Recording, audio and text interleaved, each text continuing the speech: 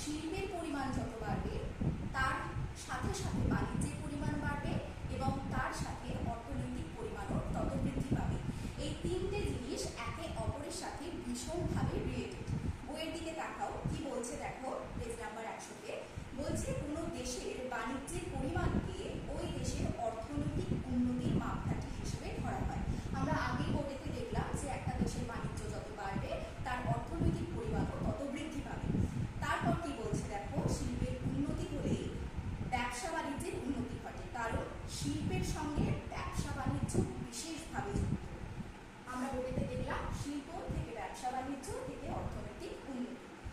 বাণিজ্যের প্রসার ঘটাবার জন্য উন্নত প্রযুক্তি, কাঁচামাল, উন্নত যাতায়াত এবং যোগাযোগের ব্যবস্থা ভীষণভাবে প্রয়োজন। এইবার বোর্ডের দিকে তাকাও, কি বলছে, বাণিজ্য দুই ধরনের হয়। কি? আভ্যন্তরীণ বাণিজ্য এবং বৈদেশিক বাণিজ্য। আভ্যন্তরীণ বাণিজ্য মানেটা কি? আভ্যন্তরীণ বাণিজ্য মানে হলো দেশের বাইরে নয়, দেশের মধ্যেই এক রাজ্য থেকে আরেক রাজ্য বা এক স্থান থেকে আরেক স্থানের মধ্যে আমদানি এবং রপ্তানি। এবং বৈদেশিক বাণিজ্য মানে হলো যে বিদেশে পাঠাবে। দেখো, বৈদেশিক, বিদেশ, বুঝতে পারছো, এক দেশ থেকে অন্য দেশে যাবে, অর্থাৎ আমাদের দেশ থেকে বিদেশে রপ্তানি করা হবে বা বিদেশ থেকে এখানে আমদানি করা হবে। এইবার বইয়ের দিকে তাকাও, কি বলছে দেখো, বাণিজ্য দুই রকমের। কি কি?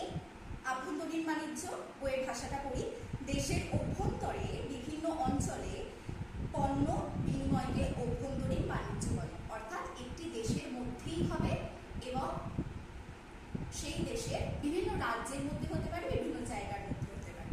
বৈদেশিক বাণিজ্য একাধারে, কি বলছে দেখো, এক দেশ থেকে অন্য দেশে পণ্য বিনিময়কে বৈদেশিক বাণিজ্য বলে। অর্থাৎ ধরো আমাদের ভারতবর্ষ থেকে আমেরিকাতে একটা পণ্য পাঠানো হচ্ছে, অথবা রাশিয়া থেকে কিছু পণ্য আমাদের দেশে আসছে, অর্থাৎ বিদেশ এর সাথে যুক্ত থাকবে, এটাকে বৈদেশিক বাণিজ্য বলে।